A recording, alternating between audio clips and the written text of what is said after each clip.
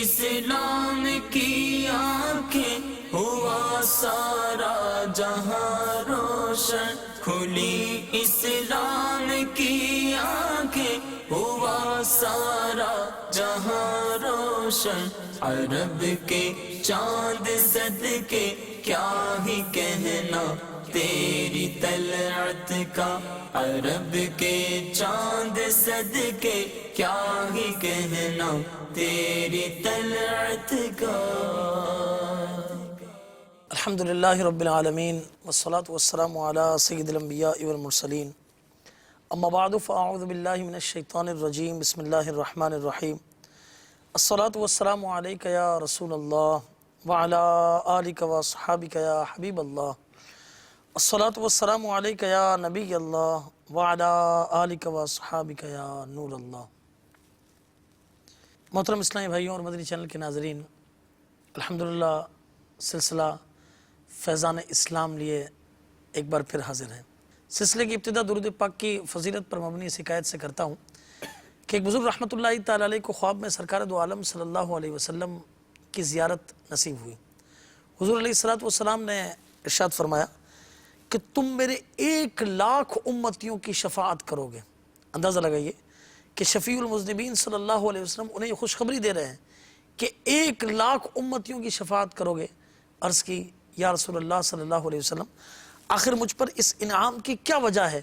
ارشاد فرمایا کہ تم مجھ پر درود پاک پڑھتے ہو اور اس کا ثواب بھی پھر مجھے نظر کر دیتے ہو، لہٰذا اسی بنا پر یہ سعادت اور فضیلت تمہیں حاصل ہوئی ہے۔ تو اللہ تبارک و تعالی ہمیں بھی حضور علیہ الصلوۃ والسلام پر درود پاک پڑھنے کی توفیق عطا فرمائے، اور یہ درود پاک پڑھ کر معمول بنا لیں کہ اسے بارگاہ رسالت صلی اللہ علیہ وسلم میں نظر بھی یہ کر لیں۔ کس نے کیا خوب کہا کہ کیا پیش کروں جانا، کیا چیز ہماری ہے، یہ دل بھی تمہارا ہے، یہ جاں بھی تمہاری ہے، صلو علی الحبیب صلی اللہ تعالی علی محمد صلی اللہ علیہ وسلم۔ مدنی چینل کے ناظرین، آج ایک بڑے اچھے موضوع پر ہم کچھ مدنی پھول لیے حاضر ہیں، اور مفتی صاحب کے اس میں ہم مدنی پھول سماعت فرمائیں گے انشاءاللہ تبارک و تعالی۔ ہم میں سے ہر شخص اپنے حقوق کی بات کرتا ہے، ہر ایک کو یہ معاملہ ہوتا ہے کہ میرا حق ادا کرو، میرا حق ادا کرو، کاش ہم دوسروں کے حق ادا کرنے والے بن جائیں۔ اسی طریقے سے مسلمان ہونے کی حیثیت سے امت پر نبی کریم صلی اللہ تعالی علیہ وسلم کے بھی کچھ حقوق ہیں۔ آخر وہ کیا حقوق ہیں؟ آج انشاءاللہ تبارک و تعالی اس موضوع کو لے کر ہم حاضر ہوئے ہیں۔ مفتی صاحب کی طرف بڑھتے ہیں۔ مفتی صاحب یہ ارشاد فرمائیے سب سے پہلے کہ حقوق العباد، یہ جو بندوں کے حقوق ہم کہتے ہیں، اور حقوق اللہ، اللہ کے حقوق، تو کیا سرکار دو عالم صلی اللہ علیہ وسلم کے بھی حقوق علماء نے بیان فرمائے؟ بسم اللہ الرحمن الرحیم۔ نبی کریم صلی اللہ تعالی علیہ وآلہ وسلم کے حقوق یقینی طور پر علماء نے بیان فرمائے ہیں، اور آقا کریم صلی اللہ علیہ وآلہ وسلم کی ذات مبارکہ کے حوالے سے بھی ہر مسلمان یہ سمجھتا ہے کہ ہمارے اوپر آپ کے کچھ حقوق ہیں۔ سبحان اللہ۔ ویسے تو حقوق کے اعتبار سے اگر بات کریں تو مسلمان کی تخصیص نہیں، یعنی یہ نہیں کہیں گے کہ صرف مسلمانوں پر حقوق ہے، بلکہ ساری انسانیت کے اوپر ہی نبی پاک علیہ الصلوۃ والسلام کے حقوق ہے، کیونکہ آقا کریم صلی اللہ تعالیٰ علیہ وآلہ وسلم تمام انسانوں کی طرف اللہ کے رسول بن کر تشریف لائے، بے شک، اور صرف انسانوں کی طرف نہیں بلکہ تمام جہانوں کی طرف۔ کیا بات ہے، تمام انسانوں کی طرف تو قرآن پاک میں ہے قُلْ يَا أَيُّهَا النَّاسُ إِنِّي رَسُولُ اللَّهِ إِلَيْكُمْ جَمِيعًا، سبحان اللہ، اے محبوب آپ فرما دیں کہ اے لوگو میں تم سب کی طرف اللہ کا رسول بن کر آیا ہوں۔ سبحان اللہ، تو تمام انسانوں کی طرف ہیں، تو سرکار علیہ الصلوۃ والسلام کے حقوق تمام انسانوں پر ہیں۔ جب کسی بادشاہ کا ایک نائب آتا ہے تو وہ نائب ان تمام لوگوں پر بادشاہ کا نائب ہوتا ہے جن کی طرف اسے نائب بنا کر بھیجا گیا ہوتا ہے۔ نبی پاک علیہ الصلوۃ والسلام جب تمام انسانوں کی طرف اللہ کے رسول ہیں، اللہ کے نائب ہیں، تو تمام انسانوں پر ہی آپ کی بات ماننا لازم ہو جاتا ہے اور آپ کے حقوق لازم ہو جاتے ہیں۔ اچھا، تمام چیزوں کے اوپر بھی نبی پاک علیہ الصلوۃ والسلام کے حقوق ہیں، جیسے مثال کے طور پہ آپ کا حق یہ جانوروں پر بھی ہے کہ وہ آپ کی تعظیم کریں۔ آپ کا حق احد پہاڑ پر تھا کہ آپ سے محبت کریں۔ کیا بات ہے، کیا بات، آپ کا حق درختوں پر تھا کہ آپ پہ سلام پیش کریں۔ کیا بات، آپ کے حکم کو تسلیم کریں، آپ کے حکم پہ چل کے آپ کی بارگاہ میں آ جائیں. سبحان اللہ. تو یوں اس اعتبار سے اچھا اسی طرح آپ کا حق تھا کہ آپ اشارہ کریں تو چاند 2 ٹکڑے ہو جائے. سبحان اللہ.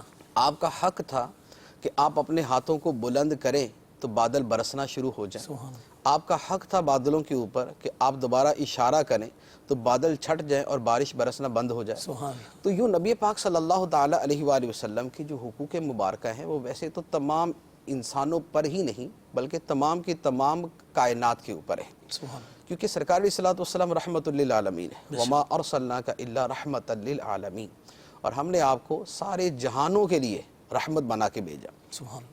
جب سارے جہانوں کے لیے رحمت ہیں تو حضور کی رحمت جب سب کے لیے ہوئی تو سب کے اوپر آگے سے شکریہ ادا کرنا اور احسان مندی کا مظاہرہ کرنا تو ضروری ہو جائے گا. بے شک. جب سرکار رحمت ہیں تو جس پہ رحمت ہوتی ہے وہ آگے سے احسان کا بدلہ دیتا ہے، وہ شکریہ ادا کرتا ہے، وہ آگے سے عاجزی اختیار کرتا ہے. تو نبی پاک صلی اللہ تعالیٰ علیہ وآلہ وسلم کے اس اعتبار سے حقوق تو عالمین پر ہیں، کیا بات. تمام جہانوں پر ہیں. فرشتوں پر بھی ہیں، جنت پر بھی ہے. اچھا کفار پر بھی ہے کہ آپ نے ان کو راستہ تو آ کے بتایا کہ یہ راستہ ہے، سیدھا راستہ. سبحان اللہ. بالکل. اب نہ ماننا یہ ان کا مسئلہ تھا، لیکن سرکار علیہ الصلوۃ والسلام نے تو ان پر احسان فرما دیا کہ ان کو سیدھا راستہ دکھا دیا. سبحان اللہ. تو اس اعتبار سے تو کلام بڑا طویل ہے، لیکن چونکہ ہمارا موضوع ہے امت پر، اور امت سے مراد ہے امت اجابت. امت اجابت سے مراد ہوتی ہے وہ امت کہ جس نے حضور کی دعوت کو قبول کیا ہے. امت دعوت وہ ہے کہ سرکار علیہ الصلوۃ والسلام نے جس کو دعوت دی، اس میں مسلمان بھی داخل، اس میں کافر بھی داخل ہیں، سارے آ جاتے ہیں. اور امت اجابت وہ کہ جس نے آگے سے جواب دیا، قبول کر لیا کہ ٹھیک ہے ہم قبول کرتے ہیں، تو مراد مسلمان. اب مسلمانوں پر نبی پاک علیہ الصلوۃ والسلام کے جو حقوق ہیں ان میں سب سے پہلا حق تو یہ ہے کہ آپ کی باتوں کو کما حقہ تسلیم کیا جائے.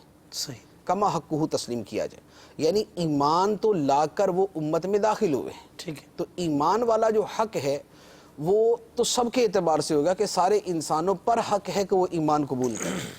اب اس ایمان کے ساتھ نبی پاک علیہ الصلوۃ والسلام پر جیسا اعتماد ہونا چاہیے اور آپ کی جس انداز میں تصدیق ہونی چاہیے وہ تصدیق اس انداز میں ہو.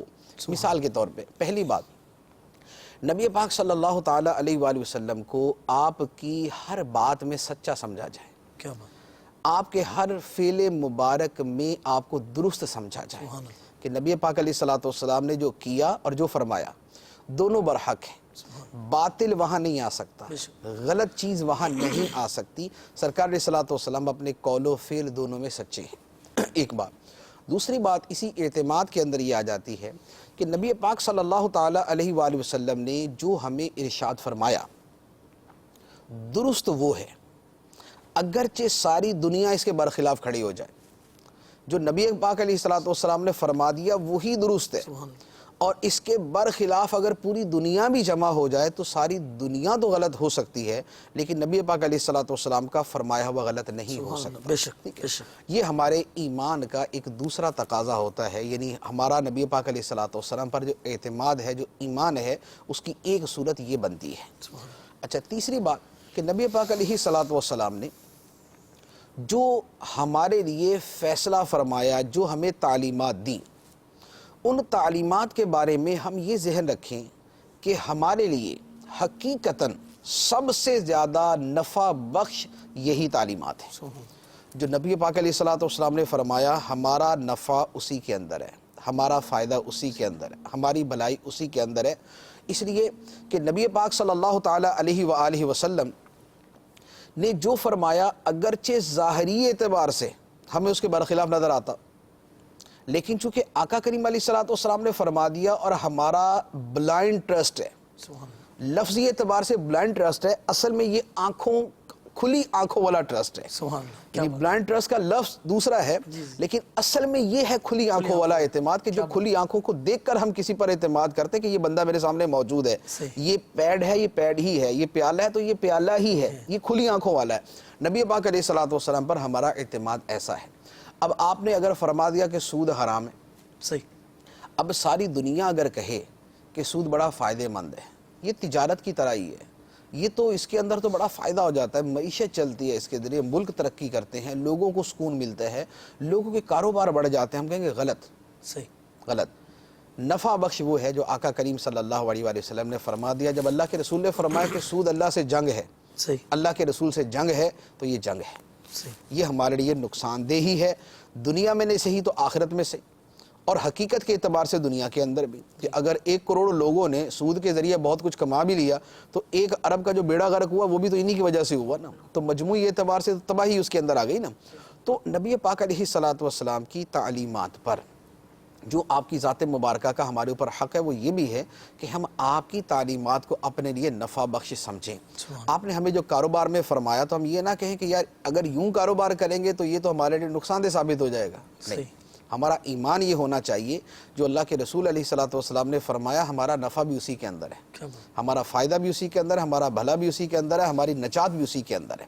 تو نبی پاک علیہ الصلوۃ والسلام پر ایمان کی اور اعتماد کی ایک صورت یہ ہے. اچھا, اسی طرح نبی پاک علیہ الصلوۃ والسلام نے جو فرما دیا, جو فیصلہ کیا, جو ہمیں احکام دے دیے, ہمارے دلوں کے اندر اس کے بارے میں کوئی تردد نہ آئے, دل و جان سے ہم اسے تسلیم کریں, دل و جان سے ہم اسے تسلیم کریں, ہمارے دل میں رکاوٹ نہ ہو. جیسے دنیا کے اعتبار سے ہوتا ہے کہ بعض اوقات ماں باپ کو حکم دیتے ہیں, اولاد بات مان تو لیتی ہے, لیکن دل کے اندر یہی ہوتا ہے کہ یار ماں باپ نے غلط کیا, یہ ان کو یہ ہمارے ساتھ کرنا نہیں چاہیے تھا, یہ ان کو یوں نہیں فیصلہ کرنا چاہیے تھا ہمارے درمیان. ماں باپ کے اعتبار سے تو یہ ہو سکتا ہے کیونکہ وہ خطا بھی کر سکتے ہیں اور ان کا فیصلہ غلط بھی ہو سکتا ہے. لیکن اگر کہیں نبی پاک صلی اللہ تعالیٰ علیہ وآلہ وسلم نے کوئی فیصلہ فرمایا ہے یا کوئی حکم دیا ہے تو اب ظاہری اعتبار سے تو تسلیم کرنا ہی کرنا ہے, لیکن اس کے ساتھ ساتھ آقا کریم صلی اللہ علیہ وآلہ وسلم کا یہ بھی حق ہے کہ ہم اسے دل و جان سے تسلیم کریں اور ہمارے دل میں بھی اس کے بارے میں کوئی اعتراض نہ آئے. اور یہ جو حق میں نے عرض کیا, جس ڈیٹیل کے ساتھ عرض کیا ہے, یہ وہ ہے جو اللہ تعالیٰ نے قرآن پاک میں بیان فرمایا. چنانچہ اللہ تعالیٰ قرآن پاک میں ارشاد فرماتا ہے, فَلَا وَرَبِّكَ لَا يُؤْمِنُونَ حَتَّى يُحَكِّمُوكَ فِي مَا شَجَرَ بَيْنَهُمْ ثُمَّ لَا يَجِدُوا فِي أَنفُسِهِمْ حَرَجًا مِّمَّا قَضَيْتَ وَيُسَلِّمُوا تَسْلِيمًا. فرمایا کہ اے محبوب, تیرے رب کی قسم, لوگ اس وقت تک مومن نہیں ہو سکتے جب تک اپنے باہمی جھگڑوں میں آپ کو اپنا حاکم تسلیم نہ کر لیں. سبحان اللہ. لوگ مومن نہیں ہو سکتے جب تک آپ کو اپنا حاکم تسلیم نہ کر لیں. ثم لا یجدوا فی انفسہم حرجا مما قضیت, اور پھر جو آپ فیصلہ فرما دیں اس فیصلے کے اندر اپنے دل کے اندر بھی کوئی رکاوٹ محسوس نہ کریں, اپنے دل کے اندر بھی کوئی رکاوٹ محسوس نہ کریں. وَيُسَلِّمُوا تَسْلِيمًا, اور دل و جان سے تسلیم کر لیں. کیا بات, دل و جان سے تسلیم کر لیں. 3 باتیں. پہلی بات یہ ہے کہ مومن نہیں ہو سکتے جب تک آپ کو حاکم نہ مان لے. حاکم ماننے کے ساتھ جو آپ نے فیصلہ کر لیا اسے دل و جان سے تسلیم کریں. دل و جان سے یوں تسلیم کرنا ہے کہ دل کے اندر بھی اس کے اوپر کوئی اعتراض نہ آئے کہ نبی پاک علیہ الصلوۃ والسلام کو یہ فیصلہ نہیں کرنا چاہیے تھا, آپ کو یہ حکم نہیں دینا چاہیے تھا, آپ کی یہ تعلیمات نہیں ہونی چاہیے تھی, آپ کو فلاں چیز کا حکم دینا چاہیے تھا. دل کے اندر بھی یہ بات نہ آئے. یہ وہ چیز ہے جو اللہ تعالیٰ نے قرآن پاک کے اندر بیان فرمائی. تو یہ نبی پاک علیہ الصلوۃ والسلام کے حقوق میں سے ایک بنیادی حق ہے کہ آپ کی ہر بات کو دل و جان سے تسلیم کیا جائے. اور اسے پھر اور آیات مبارکہ قرآن پاک کے اندر ہی اللہ تعالیٰ ارشاد فرماتا ہے, فرمایا وَمَا كَانَ لِمُؤْمِنٍ وَلَا مُؤْمِنَةٍ اِذَا قَضَى اللَّهُ وَرَسُولُهُ أَمْرًا أَن يَكُونَ لَهُمُ الْخِيَرَةُ مِنْ أَمْرِهِمْ. کسی مسلمان مرد اور عورت کے لیے یہ جائز نہیں کہ جب اللہ اور اللہ کا رسول ان کے درمیان کسی معاملے میں فیصلہ کر دیں تو انہیں اپنا کوئی اختیار باقی رہے. کسی مسلمان مرد عورت کو اختیار باقی نہیں رہتا جب اللہ اور اللہ کا رسول صلی اللہ علیہ وسلم کو فیصلہ فرما دیتے ہیں. تو لہذا یہ قرآن پاک کے اندر بیان فرما دیا گیا کہ ہمارے اختیارات وہاں تک ہیں جہاں تک اللہ کے رسول علیہ الصلوۃ والسلام کا حکم جاری نہیں ہو رہا. ذاتی معاملات ہے, شادی کہاں کرنی کہاں نہیں کرنی, لیکن جہاں اللہ کے رسول علیہ الصلوۃ والسلام کا حکم آ گیا اس کے بعد اختیارات ختم ہو گئے. مثال کے طور پہ شادی کرنے میں ہمیں اختیار ہے کہ ہم اپنی برادری میں کریں یا دوسری برادری کے اندر کریں, یہ تو اختیار ہے. لیکن ہمارے دین نے فرما دیا کہ مشرکہ عورت سے نکاح نہیں ہو سکتا. مسلمان لڑکی کسی بھی کافر سے نکاح نہیں کر سکتی, خواہ وہ کافر کتابی ہے یا وہ مشرک ہے. اب اس سے پہلے اختیار تھا, یعنی جتنا ہمیں اختیار اللہ کے رسول نے دے دیا اتنا ہے, اور جہاں اختیارات پہ پابندی لگا دی وہاں اختیارات ختم ہو گئے، وہاں پر اللہ کا حکم چلے گا، اللہ کے رسول صلی اللہ علیہ وسلم کا حکم چلے گا۔ تو یہ نبی پاک علیہ السلام کے ہمارے اوپر حق میں سے ہے کہ جب آپ نے اپنا اختیار استعمال فرما دیا تو پھر ہمارے اختیارات ختم ہو گئے وہاں پر۔ اچھا، اسی طرح ایک اور آیت مبارکہ، ایک واقعہ تھا، نبی پاک علیہ السلام ایک مرتبہ مال تقسیم فرما رہے تھے، مال فے۔ مال فے وہ ہوتا ہے جو بغیر جنگ کے کفار سے ملتا ہے۔ اچھا ٹھیک، مال فے تقسیم فرما رہے تھے تو اس میں یوں ہوا کہ بعض لوگوں کو تھوڑا سا اشکال پیدا ہوا صحیح۔ کہ سرکار علیہ السلام نے جیسے کچھ لوگوں کو زیادہ عطا فرما دی، کچھ کو نہیں عطا فرمایا۔ صحیح، تو اب ان کے دلوں کے اندر یہ خیال پیدا ہوا کہ یہ کیا بات ہوئی، ہمیں نہیں مال دیا گیا اس میں سے، ہمارا بھی تو اتنا ہی حق بنتا ہے۔ تو اللہ تعالیٰ نے قرآن پاک کے اندر ارشاد فرمایا وَمَا آتَاكُمُ الرَّسُولُ فَخُذُوهُ وَمَا نَهَاكُمْ عَنْهُ فَانْتَهُوا، جو اللہ کا رسول تمہیں عطا فرمائے اسے لے لو، اور جس سے منع کر دے اسے رک جاؤ۔ تیسرا کوئی آپشن نہیں، اللہ اللہ، جو دے دیں وہ لے لو، جس سے منع کر دے اسے رک جاؤ۔ یہ نہیں ہے کہ تم اپنے دل کے اندر نبی پاک صلی اللہ تعالیٰ علیہ وسلم کی ذات مبارکہ پر کوئی اعتراض کرو۔ اللہ، تو سرکار علیہ السلام کے اختیارات کو چیلنج نہیں کیا جا سکتا، آپ کے حکم کو چیلنج نہیں کیا جا سکتا۔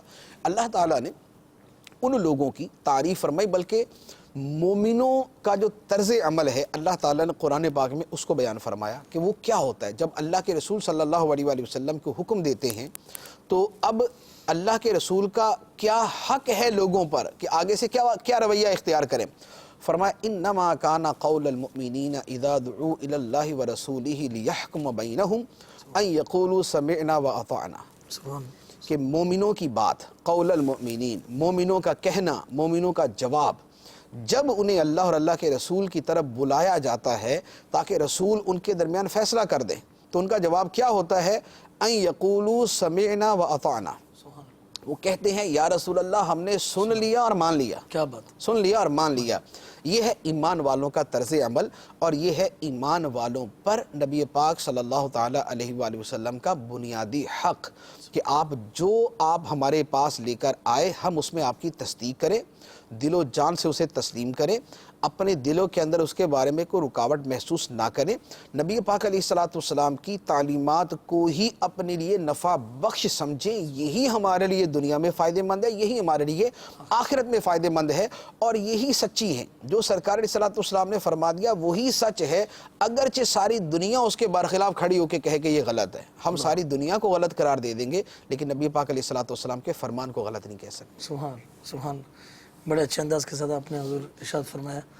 اچھا حضرت، یہ جب حقوق کی بات آتی ہے تو ایک دوسرا لفظ ہم اہم لفظ استعمال کرتے ہیں، سنتے ہیں، وہ ہے اطاعت رسول۔ تو اس کا حقیقی معنی کیا ہے، اور کیا اطاعت رسول صلی اللہ علیہ وسلم بھی یہ حقوق مصطفیٰ علیہ السلام میں شمار کی جائے گی؟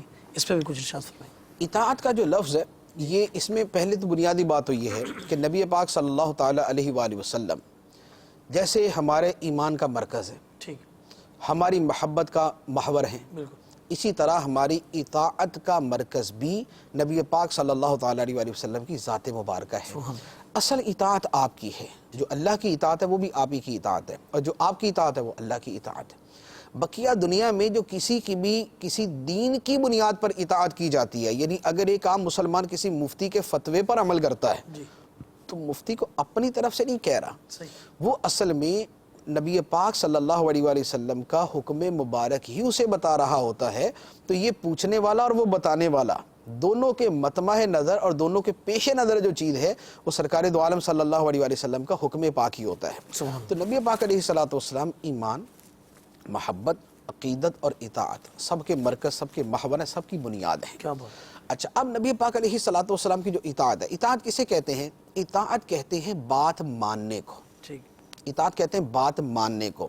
جیسے ہمارا اردو زبان کے اندر بھی محاورہ ہے نا کہ اگر کوئی شخص جو ہے وہ کسی کی بات مانتا ہے تو یعنی کسی نے کسی سے کہا کہ یہ کام کرو، اس نے کر لیا تو کہتے ہیں اس نے اس کی بات مان لی، یعنی عمل کر لیا، اور کسی کے کہنے پر عمل نہ کیا تو کہا جاتا ہے کہ یار یہ بات نہیں مانتا، بالکل، یہ بات نہیں مانتا، یہ ماں باپ کی بات نہیں مانتا، ماں باپ کی اطاعت نہیں کرتا، صحیح، یعنی ان کے حکم پر نہیں چلتا۔ تو اطاعت کا مطلب ہوتا ہے حکم پر چلنا۔ صحیح، اب اطاعت کا مطلب یہ ہوا، اطاعت رسول صلی اللہ علیہ وآلہ وسلم کا مطلب یہ ہوا کہ نبی پاک صلی اللہ تعالیٰ علیہ وآلہ وسلم نے جو حکم ارشاد فرمایا اسے مانا جائے اور اس کے مطابق عمل کیا جائے۔ سبحان، مانا بھی جائے اور عمل بھی کیا جائے. ماننے کا درجہ اطاعت میں بھی ہے، یعنی اطاعت کا ایک پہلو ماننے کے اعتبار سے ہوتا ہے اور ایک پہلو عمل کرنے کے اعتبار سے ہوتا ہے، لیکن یہ بیسیکلی ایمان کے اندر چلا جاتا ہے. ماننے والا پہلو ایمان کے اندر داخل ہو جاتا ہے. عمل والا پہلو جو ہے وہ اطاعت کے اندر زیادہ نمایاں اور واضح طور پہ سامنے آتا ہے. تو اطاعت مصطفیٰ صلی اللہ علیہ وسلم کا مطلب یہ ہوا کہ اللہ کے رسول صلی اللہ علیہ وسلم کے احکام پر عمل کرنا. جو آپ نے حکم دیا، اب وہ عبادات سے متعلق ہے، وہ معاملات سے متعلق ہے، وہ معاشرت سے متعلق ہے، وہ خاندان سے متعلق ہے، وہ میاں بیوی سے متعلق ہے، وہ زندگی کے کسی بھی شعبے سے متعلق ہے. اور پھر اطاعت کے اندر یہ بات ذہن میں رکھی جائے کہ اللہ تعالیٰ کی اطاعت کا اب دنیا کے اندر واحد ذریعہ صرف سرکار دو عالم صلی اللہ علیہ وسلم کی ذات مبارکہ ہے. اللہ تعالیٰ نے خود فرمایا من یطع الرسول فقد اطاع اللہ، جو رسول کی اطاعت کرتا ہے وہ اللہ کی اطاعت کرتا ہے. اور پھر نبی پاک علیہ الصلوۃ والسلام کی ایک بڑی پیاری حیثیت مبارکہ ہے جو اطاعت کے پہلو کے اعتبار سے واضح ہوتی ہے. بخاری شریف کی حدیث مبارک ہے، نبی پاک صلی اللہ علیہ وسلم نے خود ارشاد فرمایا محمد فرق بین الناس، کہ محمد مصطفیٰ صلی اللہ علیہ وسلم کی ذات مبارکہ لوگوں کے درمیان وجہ امتیاز ہے، وجہ فرق ہے. کیا بات ہے. اللہ کا کون ہے اور اللہ کا کون نہیں ہے، اللہ کے قریب کون ہے اور اللہ کے قریب کون نہیں ہے، ان دونوں کا جو فرق پتہ چلتا ہے وہ سرکار دو عالم صلی اللہ علیہ وسلم کی ذات مبارکہ سے چلتا ہے. جو آپ کے قریب ہے، جو آپ سے محبت کرنے والا ہے، جو آپ کی اطاعت کرنے والا ہے، جو آپ کے طریقے پر چلنے والا ہے، جو آپ کے حکم کو ماننے والا ہے اور جو آپ کی تعلیمات پہ عمل کرنے والا ہے، وہ اللہ کے قریب ہے. کہ اب نبی پاک علیہ الصلوۃ والسلام اس کے لیے وجہ امتیاز بن جائیں گے دوسرے لوگوں سے. صحیح. اور جو اطاعت سے دور ہے، محبت سے دور ہے، ایمان سے دور ہے، وہ اللہ عز و جل سے بھی دور ہے، وہ نبی پاک علیہ الصلوۃ والسلام سے بھی دور ہے. تو اب جو معاملہ ہے وہ وہی ہے کہ بخدا خدا کا یہی ہے در، سبحان اللہ. نہیں اور کوئی مفر مقر، جو وہاں سے ہو یہیں آ کے ہو، جو یہاں نہیں وہ وہاں نہیں. جو سرکار علیہ الصلوۃ والسلام کی بارگاہ میں مقبول نہیں وہ وہاں بھی مقبول نہیں. جو یہاں قریب ہے وہ وہاں بھی قریب ہے. اور جو اس بارگاہ سے دور ہے وہ خدا کی بارگاہ سے دور ہے، کہ بارگاہ مصطفیٰ صلی اللہ علیہ وسلم بھی بارگاہ خدا ہے. تو نبی پاک علیہ الصلوۃ والسلام کی ذات مبارکہ بے اعتبار اطاعت بھی لوگوں کے درمیان وجہ فرق ہے. اور اس اطاعت کی جو فضیلت ہے، جو اس کی عظمت ہے وہ کیا ہے، اللہ تبارک و تعالی قرآن پاک میں ارشاد فرماتا ہے وَمَن يُطِعِ اللَّهَ وَالرَّسُولَ فَأُولَٰئِكَ مَعَ الَّذِينَ أَنْعَمَ اللَّهُ عَلَيْهِم مِّنَ النَّبِيِّينَ وَالصِّدِّيقِينَ وَالشُّهَدَاءِ وَالصَّالِحِينَ وَحَسُنَ أُولَٰئِكَ رَفِيقًا. فرمایا جو اللہ اور اس رسول کی اطاعت کرتا ہے، جو رسول کی باتیں مانتا ہے، جو رسول کے کہے پر چلتا ہے، جو آپ کے فرامین پر عمل کرتا ہے، فرمایا کہ یہ تو وہ لوگ ہوں گے جو ان لوگوں کے ساتھ ہوں گے جن پر اللہ نے اپنے انعامات فرمائے ہوئے ہیں، جن پر اللہ تعالیٰ کی نعمتیں ہیں، احسانات ہیں، انعام ہیں. رسول کی اطاعت کرنے والا ان ہستیوں کے ساتھ ہوگا جو اللہ کے انعام یافتہ بندے ہیں. اور وہ کون ہیں؟ اللہ کے نبی ہیں، صدیق ہیں، شہید ہیں اور صالحین ہیں، نیک لوگ ہیں. اور اللہ تعالیٰ فرماتا ہے وَحَسُنَ أُولَٰئِكَ رَفِيقًا، کتنے اچھے ساتھی ہیں، کیا بات ہے. کتنے اچھے، کتنے خوبصورت ساتھی، وحسنا، کتنے حسین ساتھی ہیں، کتنے اچھے ساتھی ہیں. تو گویا اطاعت رسول صلی اللہ علیہ وآلہ وسلم جو ہے یہ وہ حق ہے جو سرکار علیہ الصلوۃ والسلام کی اطاعت سرکار ہی کے قریب کرنے والی ہے. سرکار علیہ الصلوۃ والسلام کی اطاعت آپ ہی کا قرب دلانے والی ہے، آپ ہی کی معیت دلانے والی ہے.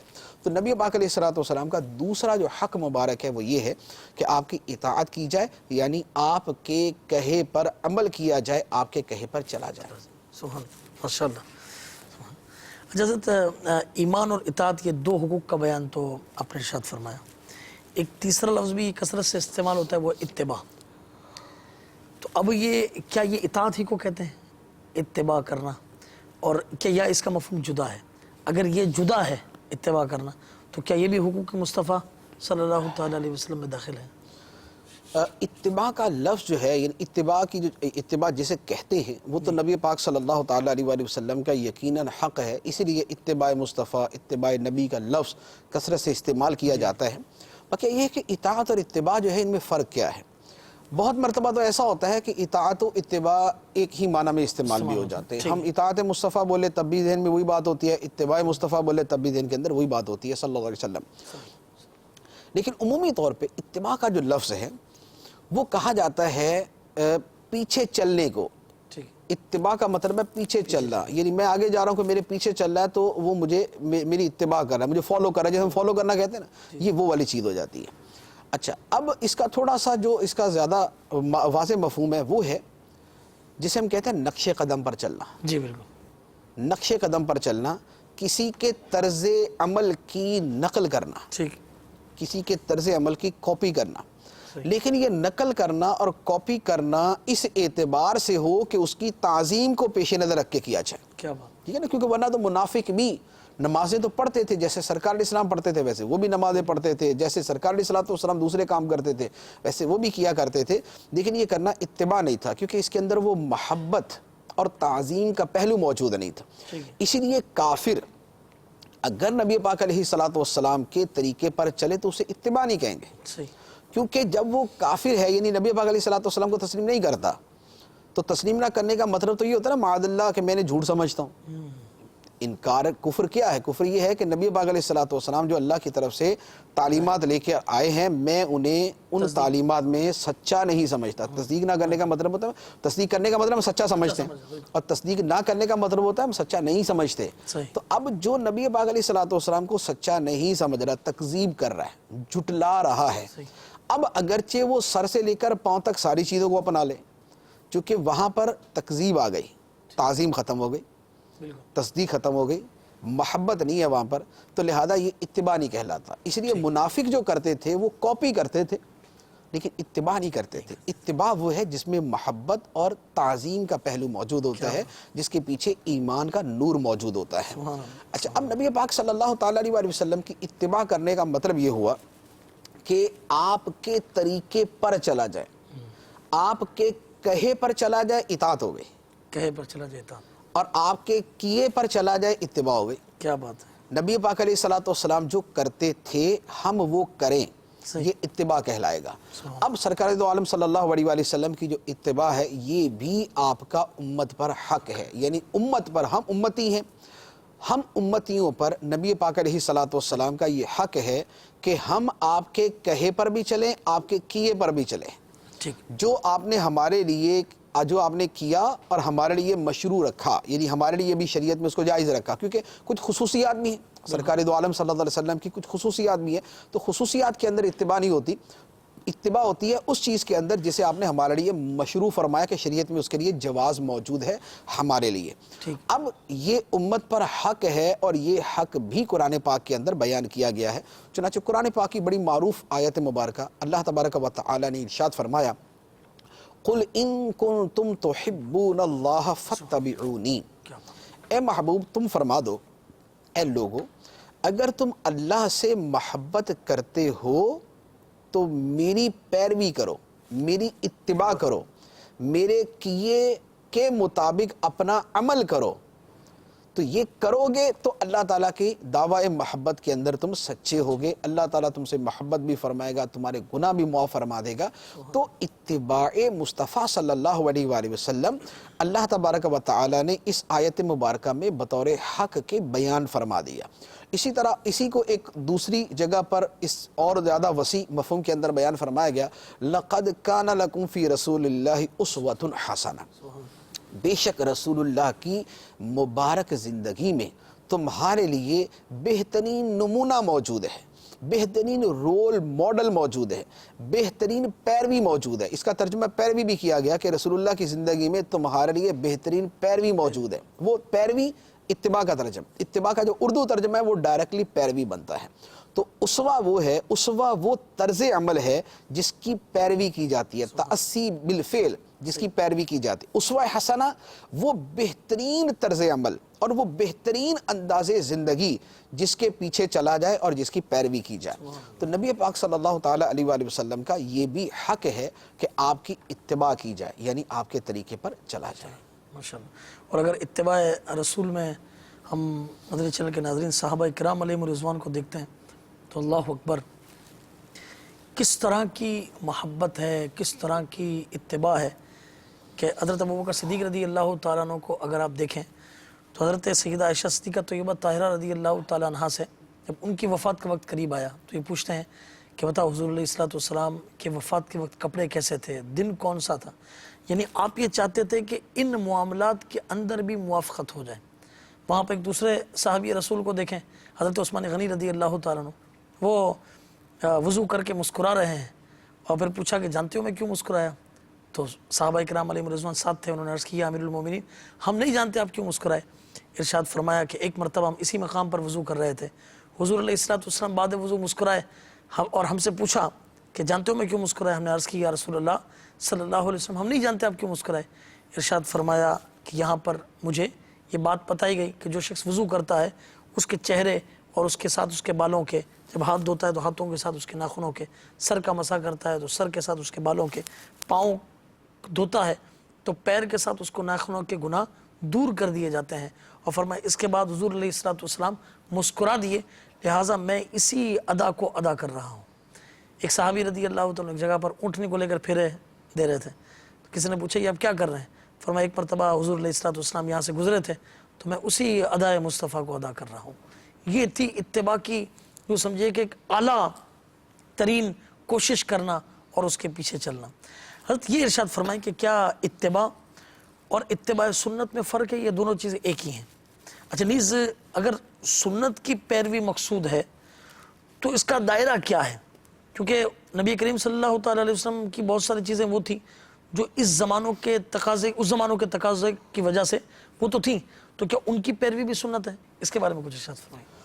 دیکھیے پہلی بات جو ہے کہ اتباع اور اتباع سنت یہ دونوں جدا لفظ ہیں یا دونوں ایک ہی چیز ہیں؟ جی تو حقیقی اعتبار سے دونوں ایک ہی چیز ہیں. اچھا کیونکہ اتباع کا مفہوم میں نے عرض کیا کہ کیے پر عمل کرنا, ٹھیک, کیے کو سنت کہتے ہیں. صحیح. کیونکہ سنت کا مطلب یہ ہے نا کہ نبی پاک صلی اللہ تعالیٰ علیہ وآلہ وسلم نے جو کیا وہ سنت ہے. صحیح. آپ نے جو کیا وہ سنت ہے, اب وہ جو قید ہے وہ اپنی جگہ کہ جو ہمارے لیے مشروع بھی ہو. جی. اچھا, تو اب اتباع رسول جب بولتے ہیں تو اتباع سنت رسولی مراد ہوتی ہے, اتباع عمل رسول, اتباع فعل رسول, وہ یہی والا مفہوم اس کے اندر بھی موجود ہوتا ہے. اچھا, اب یہ بات ہے کہ اتباع سنت جو ہے اس کا دائرہ کیا ہے؟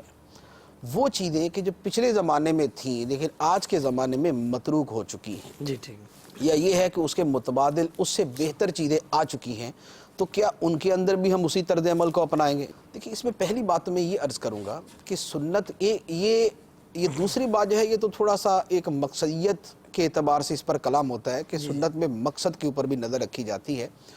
اگر مقصد اس سے زیادہ ایک ڈیولپڈ اور پروگریسو طریقے سے حاصل ہو سکتا ہے تو اسی کو اپنایا جاتا ہے.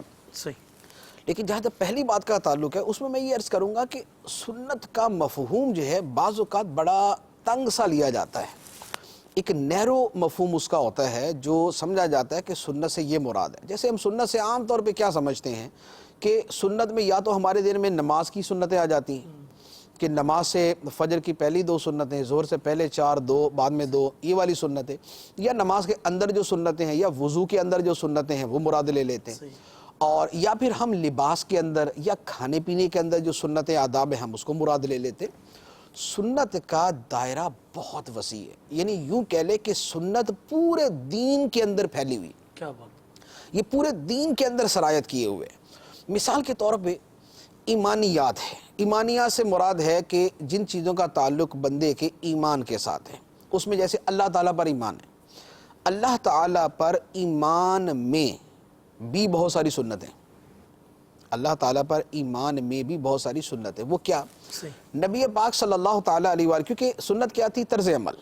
نبی پاک علیہ السلام کا عمل مبارک سنت ہے. اللہ تعالیٰ پر ایمان کے بارے میں نبی پاک علیہ السلام کا عمل کیا تھا؟ ایمان تو بذات خود تصدیق قلبی کا نام ہے, اس کا تو دل سے تعلق ہوتا ہے, لیکن اس کے مظاہر ہوتے ہیں, اس کے کچھ تقاضے ہوتے ہیں, اس کا کچھ اظہار کی صورتیں ہوتی ہیں.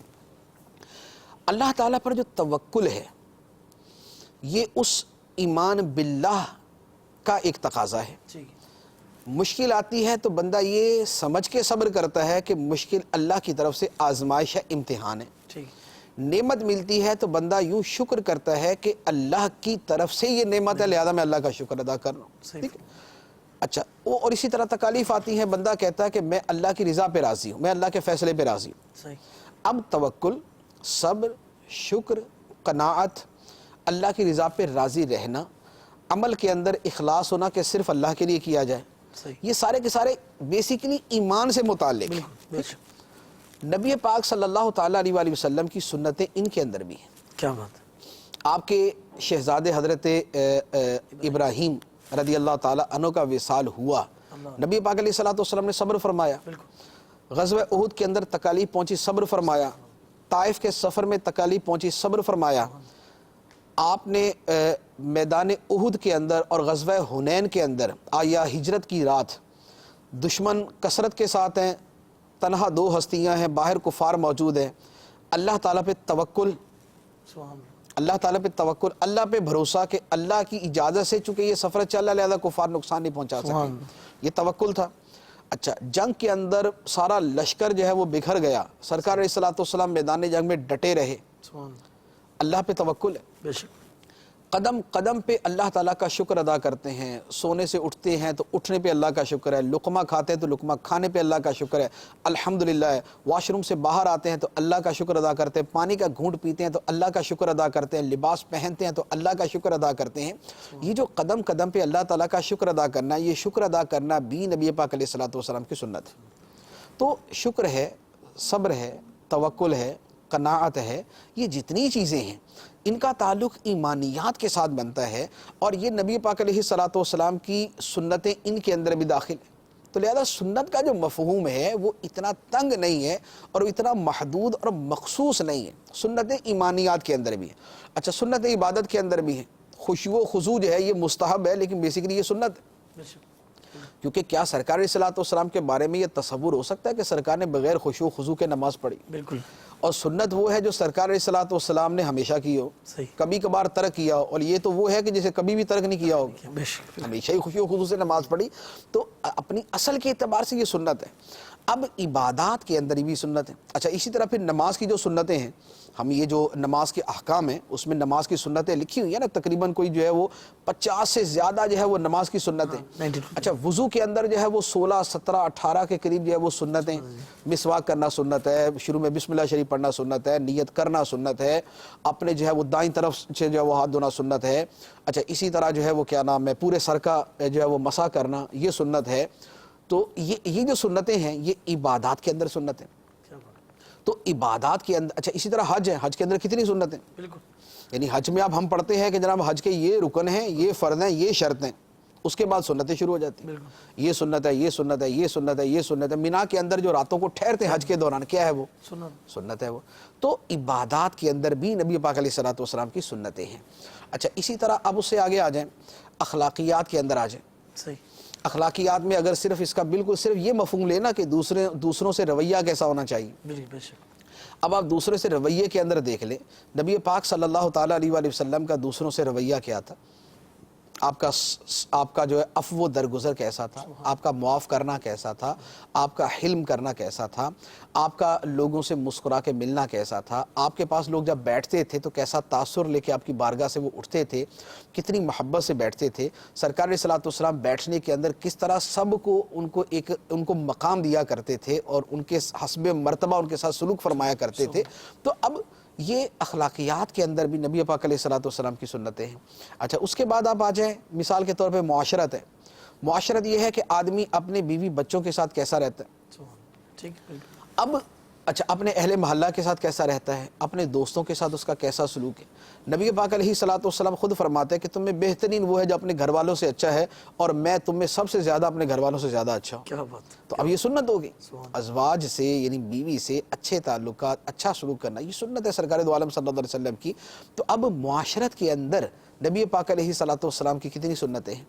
اب آ جائیں معاملات کی طرف. معاملات ہے, لین دین ہے جہاں پر ہمارا. اب لین دین کے اندر دیکھیں, کاروبار کے اندر, کاروبار میں نبی پاک علیہ الصلوۃ والسلام کا لقب تھا صادق و امین. سچے ہیں, امانت دار ہیں, وعدہ پورا کرنے والے ہیں, سچ بولنے والے ہیں, اور کمی بیشی نہیں کرنے والے, دیانتداری کے ساتھ کاروبار کرنے والے ہیں. تو اب یہ جو کاروبار کی سنتیں ہیں, پھر آپ کی اس طرز عمل سے جن چیزوں کی نفی ہوتی ہے کہ ملاوٹ نہ ہو, خیانت نہ ہو, دھوکہ نہ ہو, جھوٹ نہ ہو, جھوٹی قسم نہ ہو, سچی قسم بھی نہ ہو کاروبار کے اندر, تو یہ جو چیزیں ہیں نبی پاک صلی اللہ تعالیٰ علیہ وسلم کی جو سنتیں ہیں وہ اس باب کے اندر بھی اور اس فیلڈ کے اندر بھی موجود ہیں. اچھا, اسی طرح آپ آداب زندگی کے اندر آ جائیں. کھانے پینے کی کتنی سنتیں, آداب. کیا اٹھنے بیٹھنے کی سنت آداب ہے، چلنے پھرنے کی سنت آداب ہے، سونے جاگنے کی سنت آداب ہے، چھینکنے کی سنت آداب ہے، گفتگو کرنے کی سنت آداب ہے۔ تو اب یہ زندگی تو ساری کی ساری آ گئی اس کے اندر۔ تو ایمان سے لے کر، ایمان ہے، عبادت ہے، معاشرت ہے، اخلاقیات ہے، آداب زندگی ہیں، ان تمام چیزوں کے اندر نبی پاک صلی اللہ تعالیٰ علیہ وسلم کی سنتیں موجود ہیں۔ تو عرض کرنا مقصود یہ ہے کہ سنت کا دائرہ بڑا وسیع ہے۔ یعنی بعض اوقات جو لوگ یہ کہہ دیتے ہیں نا کہ یار سنت پر عمل اس زمانے میں نہیں ہو سکتا، بس میں یہ پوچھنے والا تھا کہ سنت پر عمل اس زمانے میں نہیں ہو سکتا، تو بھئی سنت ہے سچ بولنا، تو کیا مطلب ہے کہ جھوٹ بول کے زندگی گزارنی ہے؟ سنت ہے دیانت داری اختیار کرنا، تو کیا بد دیانتی اختیار کرنی ہے؟ سنت ہے لوگوں سے مسکرا کے ملنا، پیار محبت سے بات کرنا، تو کیا بد اخلاقی سے ملنا ہے، منہ چڑھا کے لوگوں سے بات کرنی ہے کیا؟ تو سنت پر ہی عمل کرنا ہوگا، اور سنت پر ہی عمل کر کے زندگی خوشگوار ہوگی۔ آپ سنت پہ چلیں گے، آپ کی زندگی اچھی ہو جائے گی۔ اب سنت سے ہٹیں گے، تکلیف کے اندر آ جائیں گے۔ مثال کے طور پہ سنت ہے مسکرا کے ملنا، ٹھیک ہے، سنت ہے بیوی سے اچھا سلوک کرنا۔ اب یہ سنت ہے، تو سنت کا اپوزٹ کیا ہوا؟ برا سلوک کرنا۔ آپ برا سلوک کر کے زندگی گزار لیں گے کیا؟ اولاد کی اچھی تربیت کرنا سنت ہے، اچھی تربیت نہ کرنا خلاف سنت ہے۔ اب اچھی تربیت کر لیں گے تو آپ کو خوشی ہوگی، اور اچھی تربیت کی سنت کے خلاف چلیں گے تو بعد میں آپ بھی سر پکڑ کے رو رہے ہوں گے۔ تو بات یہ ہے کہ سنت کا دائرہ بڑا وسیع ہے۔ اب یہ جو سوال ہے جو آپ نے آخر میں کیا کہ بھئی کچھ سنتیں وہ ہیں جن کا تعلق اس دور کے ساتھ ہے، تو کیا اب بھی اسی کے اوپر عمل کریں گے؟ اس میں عرض یہ ہے کہ سنت کا دائرہ تو میں نے عرض کر دیا کہ زندگی کے تمام شعبوں کے اندر ہے۔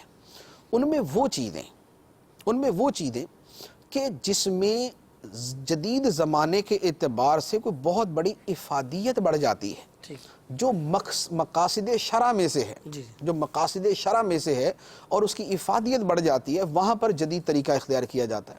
جیسے سواری کے اندر نبی پاک علیہ الصلوۃ والسلام نے گدھے پر سواری فرمائی، اونٹ پر، گھوڑے پر سواری فرمائی۔ آج کے زمانے کے اندر اگر ہم یہ سواری اختیار کریں گے تو لازمی بات ہے کہ اس میں وقت بہت زیادہ صرف ہو جائے گا، مشقت زیادہ ہوگی، اور مقصد شرع وقت بچانا اور کام زیادہ کرنا، یعنی یا تو میں 10 دن کا سفر کر کے 1 گھنٹے کا کام کروں، یا میں 1 گھنٹے کا سفر کر کے 10 دن کام کروں، تو شریعت کیا کہے گی مجھے؟ بالکل بے شک دین کیا کہے گا؟ دین یہی کہے گا کہ 1 گھنٹہ سفر، یعنی میں 10 دن کا سفر کر کے 1 دن کسی جگہ نیکی کی دعوت دوں، اور میں 1 دن میں سفر کر کے 10 دن نیکی کی دعوت دوں، تو شریعت کیا فرمائے گی؟ شریعت یہی کہے گی کہ بھئی سفر اتنا مقصود نہیں ہے جتنا وہاں نیکی کی دعوت دینا مقصود ہے۔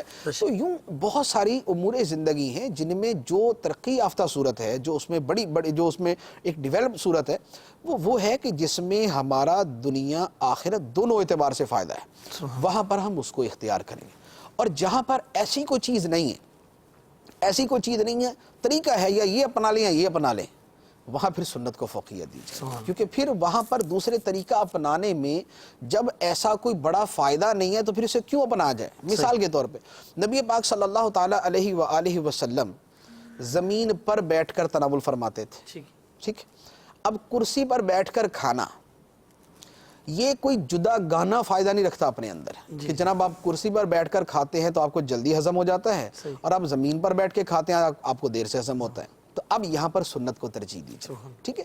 نبی پاک صلی اللہ تعالیٰ علیہ وسلم نے لباس مبارک جو پہنا، اب آپ نے کرتا جو ہے وہ زیب تن فرمایا، کرتا زیب تن کرنا جو ہے، اب اس کی جگہ جو ہے وہ جدید قسم کی یہ جو موجودہ شرٹس وغیرہ ہیں، یعنی یہ جو ہاف آستین کی ہے دوسری یہ پہن لیں، اس میں کوئی جدا گانا افادیت نہیں ہے، اس میں جدا گانا افادیت نہیں ہے، لہذا اس میں پھر اسی سنت کے اوپر چلا جائے، پھر اسی طریقے کو اپنایا جائے۔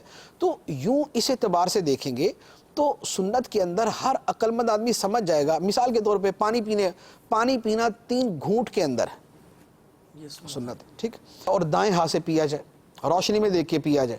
اب وہ بولے کہ نہیں میں نے اندھیرے کے اندر پینا ہے، میں نے بائیں ہاتھ سے پینا ہے، میں نے بغیر بسم اللہ پڑھ کے پینا ہے، میں نے ایک ہی سانس کے اندر پینا ہے، تو بتائیں کہ زمانے کی ترقی کے ساتھ کوئی اس کے اندر بھی کوئی ترقی ہو گئی ہے کہ آپ اگر اندھیرے میں پیتے ہیں تو اس کے فوائد زیادہ ہو جاتے ہیں، اب بائیں ہاتھ سے پیتے ہیں تو زیادہ مزہ آتا ہے، آپ اس کو بسم اللہ کے بغیر پیتے ہیں تو ہضم جلدی ہو جاتا ہے، آپ جو ہے کوئی اور یعنی آپ 1 گھونٹ کے اندر ہی پی جاتے ہیں سارے کا سارا تو یکدم آپ کو توانائی محسوس ہوتی۔ اگر تو کوئی ایسی افادیت ہے تو پھر سوچا جا سکتا ہے کہ ٹھیک، لیکن اگر ایسا نہیں ہے تو پھر ایک طرف سنت کا طریقہ موجود ہے، ایک طرف اس کے دوسرا طریقہ موجود ہے.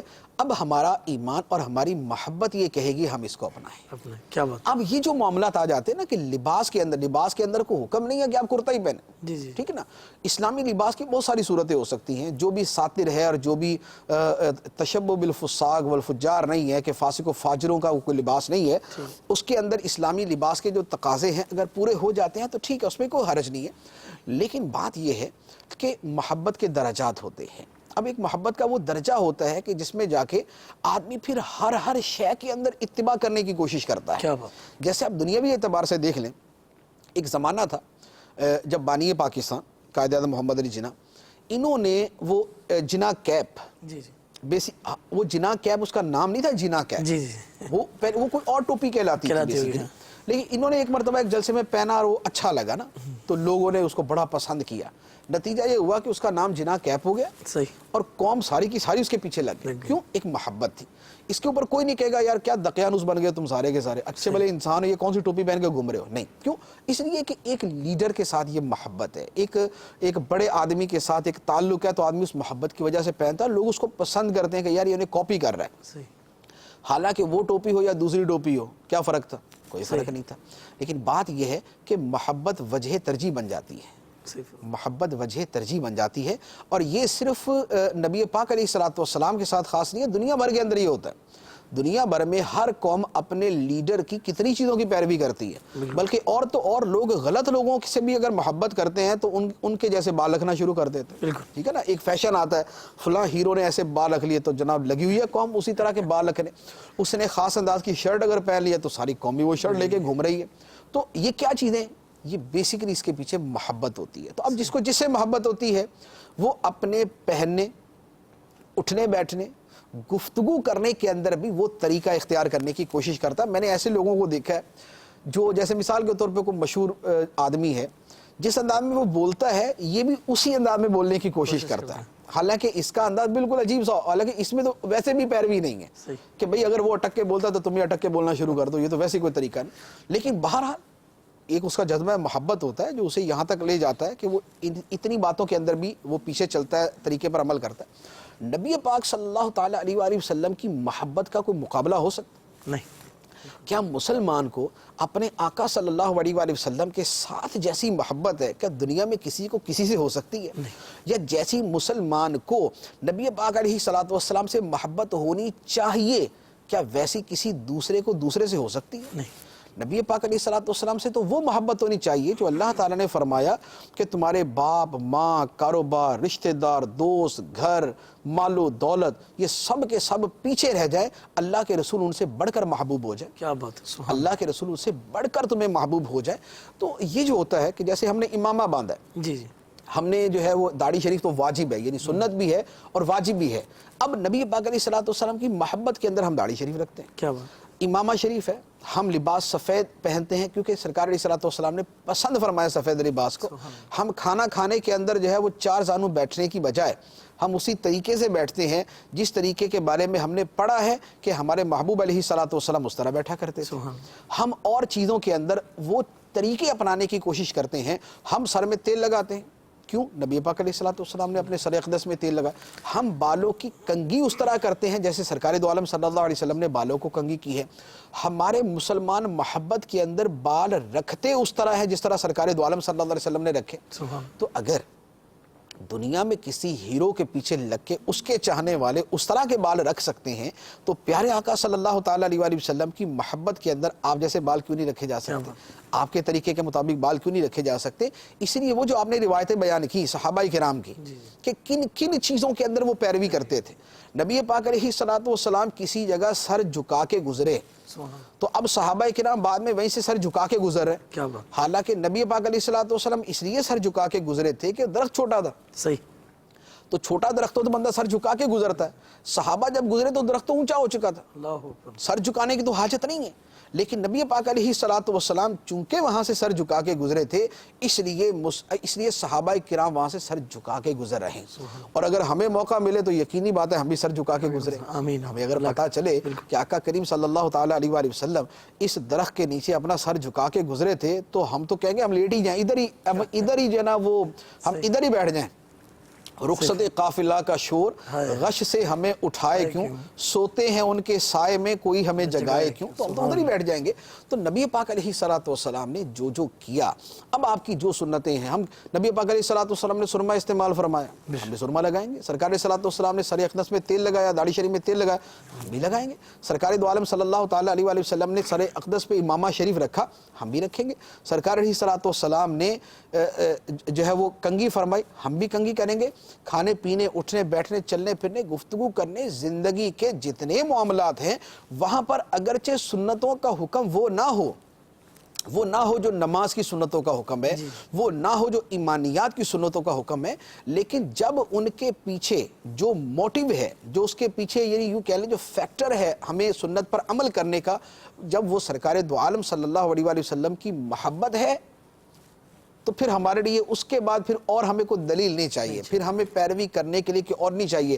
اگر ہمیں یہ پتہ ہو کہ نبی پاک علیہ السلام نے اپنا پیالہ مبارک ادھر رکھا تھا، یعنی کوئی روایت نہیں ہے کہ ادھر رکھا تھا، لیکن اگر ہمیں پتہ ہوتا کہ سرکار علیہ السلام نے دائیں طرف پیالہ رکھتا تھا، ہم پوری زندگی پیالے کو دائیں طرف رکھتے۔ ہمیں پتہ ہے کہ نبی پاک علیہ السلام نے دائیں ہاتھ سے دیا، دائیں ہاتھ سے لیا، ہم اسی پر عمل کریں گے، ورنہ بائیں ہاتھ سے دیتے ہوئے کیا مسئلہ ہو جاتا ہے؟ کچھ بھی نہیں ہوتا۔ لیکن چونکہ نبی پاک صلی اللہ تعالیٰ علیہ وآلہ وسلم نے دائیں ہاتھ سے لیا، دیا، کھایا، پیا، لہذا ہم دائیں ہاتھ سے ہی یہ سارے کام کریں گے، تو یہ پھر محبت ہو جاتی ہے، یہ ایک محبت کا معاملہ ہوتا ہے۔ اب پھر وہ جس کی جیسی محبت ہوتی ہے پھر وہ اس کے مطابق عمل کرتا ہے۔ جیسے اعلیٰ حضرت رضی اللہ تعالیٰ عنہ نے فیرنی اور چٹنی جو ہے وہ دونوں کو جو ہے وہ تناول فرمایا۔ اب فیرنی میٹھی ہے، کھیر کی طرح ہے، چٹنی کا اس کے ساتھ جوڑی کوئی نہیں ہے۔ چٹنی تو آدمی کوئی باربیکیو کو ایسی کوئی چیز کھاتا ہے تو اس کے ساتھ چٹنی ہوتی ہے، لیکن اعلیٰ رضی اللہ تعالیٰ یہ فرماتے ہیں کہ نمکین جو ہے اول آخر، کیا بات ہے، میٹھا درمیان۔ تو پیارے آقا صلی اللہ تعالیٰ علیہ وآلہ وسلم نے جو کیا، جیسے آپ نے ابھی جو روایت بیان کی کہ سیدنا عثمان غنی رضی اللہ تعالیٰ عنہ نے وضو کیا اور مسکرائے، اس کے بعد وضو کا طریقہ اور اس کی فضیلت بیان فرما دی نا۔ اب اگر مقصود شریعت دیکھیں، جو احکام شریعت، اس کے اعتبار سے تو وضو کا طریقہ سکھانا اور اس کی فضیلت کا بیان کرنا، یہ دو چیزیں ہیں۔ لیکن وہ جو درمیان کی مسکراہٹ ہے، اللہ کیا بات، وہ جو درمیان کی مسکراہٹ ہے وہ کیا ہے؟ وہ پیارے آقا صلی اللہ تعالیٰ علیہ، پہلی وہ بھی محبت ہے، وضو کا طریقہ بیان کرنا سرکار کی سنت ہے، محبت ہے۔ وہ فضیلت بیان کرنا سنت ہے، محبت ہے۔ لیکن وہ جو درمیان کی چیز ہے وہ ہے کہ پہلی دو چیزیں تو سمجھ آ رہی ہیں، اس کا ریزن بھی سمجھ آتا ہے، لیکن درمیان کی وہ چیز ہے جو خالص محبت ہے، کیا بات ہے، جس کے پیچھے کوئی دوسرا ریزن موجود نہیں ہے کہ کوئی فضیلت بیان کی جا رہی ہے، کوئی طریقہ دین کا سکھایا جا رہا ہے۔ وہاں نبی پاک صلی اللہ تعالیٰ علیہ وآلہ وسلم کی محبت ہے جو یہ سارا کچھ کروا رہی ہے۔ تو دعوت اسلامی کیا ہے؟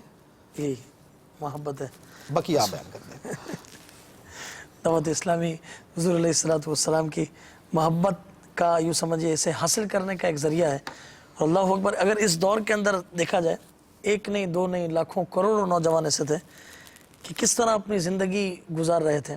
اللہ تبارک و تعالی نے امیر علیہ سنت کی یہ سوچ اور فکر جو ڈیلیور ہوئی، اس کے ذریعے سے آج آپ کے سامنے ہے کہ کیوں سمجھے کہ حسین گلزار بنا ہوا ہے ان نوجوانوں نے کہ سارے خرافات سے، معاملات سے اپنے آپ کو ہٹا کر حضور علیہ السلام کی سنت کی پیروی کے اندر یہ لگ چکے ہیں۔ لہٰذا صرف یہ کہہ دینا کہ مثال کے طور پہ مسواک کی سنت سکھا دینے سے کیا ہوگا، یہ اس معاملے سے کیا ہوگا، نہیں، یہ اپنے اندر بہت معنی خیز باتیں یہ رکھتی ہیں، اور یہ محبت رسول صلی اللہ تعالیٰ علیہ وسلم کی اصل ہے۔ اگر اس کو ہم ایک باریک بینی سے ہم دیکھیں تو اللہ تبارک و تعالی ہمیں یوں سمجھے کہ تعصب کی اینک اتار کر اسے محبت بھرے نظروں سے دیکھنے کی توفیق عطا فرمائے۔ اچھا حضور، ایک سوال اتباع کے اندر یہ تھا کہ بعض چیزیں حضور علیہ السلام نے جیسے فرمائیں، مثال کے طور پہ ہمارے لیے یہ کہ ہم شادی کریں تو چار اجازت ہے اس کی، ٹھیک ہے، ایک وقت میں۔ حضور علیہ السلام کے ایک ساتھ 9 ازواج مطہرات ہماری مائیں، ہماری امہات المومنین تھیں۔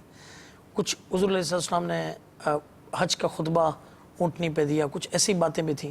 تو کیا یہ آج کے دور میں ہم کر سکتے ہیں، یہ خاص حضور علیہ السلام کے لیے خاص تھیں کہ یہ ان کا خاصہ ہے؟ اس بارے میں کوئی خصوصیات کا باب جو ہے یہ جدا ہے، نبی پاک صلی اللہ تعالیٰ علیہ وآلہ وسلم کے لیے بہت سارے وہ احکام ہیں جو آپ ہی کے لیے خاص ہیں. ٹھیک ہے. خاص طور پہ یہ جو نکاح کا معاملہ ہے، اس میں تو قرآن پاک کے اندر خالصۃ لک من دون المؤمنین، کہ یہ نکاح کی کچھ اجازتیں وہاں آیت میں بیان فرمائی گئی ہیں سورہ احزاب کے اندر. جی. تو فرمایا خالصۃ لک، یہ اجازت خاص ہے آپ کے لیے، من دون المؤمنین، اوروں کے لیے نہیں. صحیح. اسی طرح اور بہت سارے خصوصیات ہیں. جیسے مثال کے طور پہ ایک مسلمان اگر فوت ہو جائے ٹھیک ہے. تو اس کی بیوی عدت گزار کر دوسری شادی کر سکتی ہے. ٹھیک ہے. نبی پاک صلی اللہ تعالیٰ علیہ وآلہ وسلم کی ازواج مطہرات، آقا کریم صلی اللہ تعالیٰ علیہ وآلہ وسلم کی عدت گزارنے کے بعد بھی دوسرا نکاح نہیں کر سکتی تھی. یہ قرآن کی آیت ہے، بالکل. قرآن پاک کی آیت مبارک ہے. تو یوں بہت ساری خصوصیات ہیں، جو خصوصیات ہیں ان کے اندر پیروی نہیں کی جاتی، ٹھیک ہے. کیونکہ خصوصیت کا مطلب یہ ہے کہ یہ خاص ہے ان کے لیے. صحیح. تو خصوصیات میں نہیں، اس لیے میں نے بار بار وہ لفظ استعمال کیا تھا کہ ہمارے لیے مشروع بھی ہے، یعنی ہمارے لیے شریعت نے اجازت بھی رکھی ہے کہ تم بھی یہ کر سکتے ہو. ان کے اندر پھر اتباع سنت کی جاتی ہے. ٹھیک ہے. کچھ یہ میسیجز آئے ہوئے ہیں. ایک میسیج ہے اہل بیت کے کیا حقوق ہیں. صحیح. تو یہ باب بھی بڑا وسیع ہے. اہل بیت کے حقوق میں سے ان کے ساتھ محبت رکھنا، ان کی جو ہے ان کی تعظیم کرنا، اور ان کے خلاف اگر معاذ اللہ کوئی کلام کرتا ہے تو ان کی عزت و ناموس کا دفاع کرنا، صحیح. اور نماز کے اندر ان پہ درود پڑھنا. سبحان اللہ. یعنی یہ ایسا حق ہے کہ جو اللہ تعالیٰ نے نماز کے اندر ہی رکھ دیا. اللہم صلی علی محمد وعلی آل محمد، اللہم بارک علی محمد وعلی آل محمد. تو یہ ان کے حقوق میں سے ہے. اچھا، اسی طرح یہ بھی ہے کہ سادات کرام کا ویسے ان کا ادب کیا جائے، ویسے ان کی تعظیم کی جائے.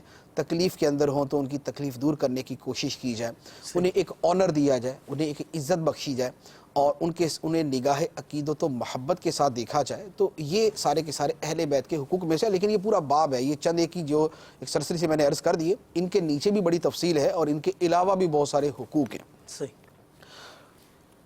یہ انہوں نے سوال کیا، لفظ حقوق عام ہے، آپ کے موضوع میں حقوق سے کیا مراد ہے؟ حقوق کا لفظ بڑا واضح سا ہے. حق یہ ہوتا ہے کہ کسی کی طرف سے دوسرے کے اوپر جو شے ایک بطور تقاضا کے بنتی ہے اسے حق کہا جاتا ہے. تو یہ اسی اعتبار سے ہے. یہ نبی پاک صلی اللہ تعالیٰ علیہ وآلہ وسلم کے نالے پاک کے اندر لفظ اللہ اور محمد صلی اللہ علیہ وسلم لکھنا کیسا ہے؟ نالے پاک کے اندر سے بڑا نقش نالے پاک کے اندر، نالے پاک جو استعمالی ہے وہ اور چیز ہے، نقش نالے پاک اس سے جدا چیز ہے. تو جو نقش ہے اس کا اصل والا حکم نہیں ہوتا. جیسے خانہ کعبہ کا نقش ہے، تصویر ہمارے پاس ہے، اس کا طواف نہیں کیا جائے گا، طواف خانہ کعبہ کا کیا جائے گا. تو نقش جو ہے اس کا حکم وہ نہیں ہوتا. تو نالے پاک کے اوپر جو ہے وہ کوئی بھی اس میں مقدس جو ہے وہ لکھا جا سکتا ہے اور لکھا جاتا ہے اور مسلمان کوئی کلام نہیں کرتا اس کے اوپر. حالانکہ مسلمان اللہ رسول کے نام کے حوالے سے بڑے سینسٹیو ہیں. تو اگر معاذ اللہ یہ کچھ دوسرا پہلو اپنے اندر رکھتا ہوتا تو مسلمان اس کے اوپر بڑا اعتراض کرتے. لیکن مسلمان اسے تعظیم کی نگاہ سے دیکھتے ہیں، محبت سے یہ لکھتے ہیں، تو شرعاً اس کے اندر کوئی حرج نہیں ہے. کوئی علاقہ ایسا ہو کہ جہاں پر اس کو کچھ سمجھا جاتا ہو، معیوب سمجھا جاتا ہو، تو وہاں اس اعتبار سے بچا جائے فتنہ فساد کے لیے، ورنہ شرعی اعتبار سے بیسیکلی اس کے اندر کوئی اعتراض نہیں. ٹھیک. نبی پاک علیہ الصلوۃ والسلام کے نعلین مبارکین، اسے اردو کے اندر جوتا چپل کہتے ہیں، کیا یہ گستاخی ہے؟ بعض اوقات لفظ بولنے والے کی نیت یا انداز کے اوپر ڈیپینڈ کرتا ہے، کیونکہ نالے پاک کا ترجمہ جو ہے وہ جوتا ہی ہے. اب اگر کوئی یوں کہتا ہے کہ نبی پاک صلی اللہ تعالیٰ علیہ وآلہ وسلم کے نعلین مبارکین، یعنی آپ کا جوتا مبارک، جیسے اب نال جو ہے وہ ایک عام آدمی کو سمجھ نہیں آتا نا، ہر عربی کا لفظ ہے، تو ہماری تو اردو بھی لوگوں کی کمزور ہوتی ہے. تو اب اردو کے اندر یوں سمجھانے کے لیے تو یوں اس کے ساتھ پھر کوئی دوسرا لفظ ملا دیا، جوتا مبارک، جوتا شریف، تو ایسا لفظ ساتھ استعمال کیا جائے. ورنہ باہر یہ ہے کہ یہ نہیں ہے کہ جیسے کسی نے لفظ استعمال کیا تو فوراً اس کے اوپر گستاخی کا فتویٰ لگا دیا جائے، ایسا نہیں ہے. ہاں کوئی بدبخت آدمی ہے اور وہ بولتا ہی اس طور پہ ہے تو وہ پھر اس کا معاملہ جدا ہے. ٹھیک. ہاں یہ ہے، نبی پاک علیہ الصلوۃ والسلام کے مبارک جوتوں کی توہین کرنا بھی کفر ہے. یہ ہمارے جو عقیدے کی کتابیں ہیں، جو سیرت کی کتابیں ہیں، اس میں لکھا ہوا ہے کہ نعل پاک کو نعیل کہنا، نعل یہ لفظ جوتا اور نعیل ہے اس کی تصغیر، چھوٹا کرنا. تو اس کا جو اردو کے اندر تو اس کا کوئی ایسا خاص لفظ نہیں ہے، لیکن یہ ہے کہ یعنی چھوٹا کر کے اس کو بیان کرنا جو ہے تو اسے کفر قرار دیا ہے. نبی پاک علیہ الصلوۃ والسلام کے نال مبارک کی توہین بھی کفر ہے. تو لہذا کوئی بدبخت اگر توہین کے طور پہ بولتا ہے تو اس کا حکم پھر شریعت کی طرف سے واضح ہے. جزاک اللہ، بہت بہت شکریہ. الحمدللہ آج ہمارا یہ سلسلہ امت پر نبی کریم صلی اللہ تعالی علیہ وسلم کے حقوق ہوا. اللہ عز و جل ہم سب کو جو کچھ سنا اس پر عمل کرنے کی توفیق عطا فرمائے، اتباع سنت نصیب فرمائے، اطاعت رسول نصیب فرمائے، اور اللہ تبارک و تعالی کی رضا حاصل کرنے کی کوشش کرنے کی ہم سب کو توفیق عطا فرمائے. ایک لفظ میں عرض کروں گا، یہ لفظ انہوں نے صوبیہ لکھا تھا، یہ لفظ صویبہ ہے. جی جی، صویبہ لفظ ہے. تو اللہ تبارک و تعالی ہم سب کی دنیا اور آخرت بہتر فرمائے. مدنی چینل دیکھتے رہیے اور اس کی خوب برکتیں حاصل کیجیے. صلو علی الحبیب صلی اللہ تعالی علی محمد صلی اللہ علیہ وسلم. کھلی اسلام کی آنکھیں ہوا سارا جہاں روشن، کھلی اسلام کی آنکھیں ہوا سارا جہاں روشن. عرب کے چاند صدقے کیا ہی کہنا تیری طلعت کا، عرب کے چاند صدقے کیا ہی کہنا تیری طلعت کا.